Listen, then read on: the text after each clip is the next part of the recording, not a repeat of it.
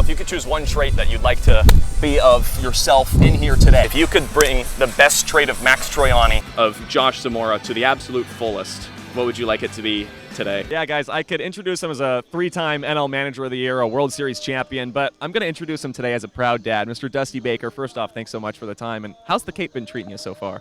Okay, perfect world scenario. You walk in and you say, I'll get the AJ Lewis. I don't know about that. In the league where the stars of tomorrow shine tonight, there's no greater night to shine than tonight. It's playoff season, baby. Welcome into Bird's Eye. Through 19 years as a coach here, 15 years as a manager, and afterwards all the players and coaches shook your hand and congratulated you. How special was that for you? That means a lot.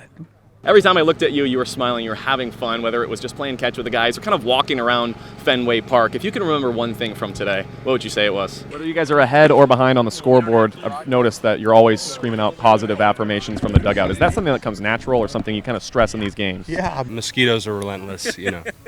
Hey, but so are the Firebirds. I mean, you guys really are relentless. You guys have been on a tear lately. Probably the longest 2 minutes of your life. When you're in that last 20, 30 seconds, how do you really dig deep and still hit bombs out here? Yeah, you just said 21 years being Mr. Firebird, watching the Firebirds. These are the Firebirds. You are the Firebird. The Firebird. What was the best mashed potatoes you ever had? my mom's. Oh, okay. Besides, like the pasta. My mom's mashed potatoes are better than your mom's mashed potatoes. Not a shot. Hello, hello. I shake your hand and I see you've got 2 new wristbands. I do.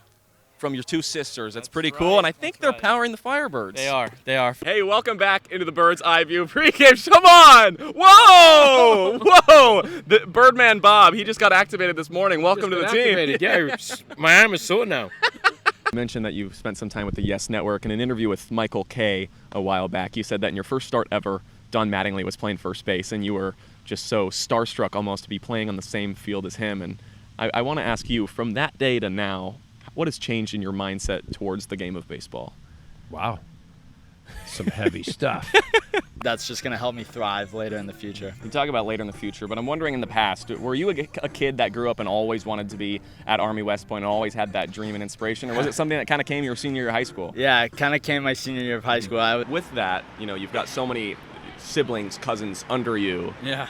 Does that kind of influence you more to have fun, to show them the lighter side of things? 100%. Seems like we've been kind of talking after the game, every game, because you've been hitting so well lately, and I know you said you've been working, you've been doing different stuff, and you just found your swing. Now that you're just getting into that groove day by day, how great does that feel? From a team standpoint, I know today is just, that much different in the fact that it's a playoff game. Was there a different atmosphere in the weight room this morning?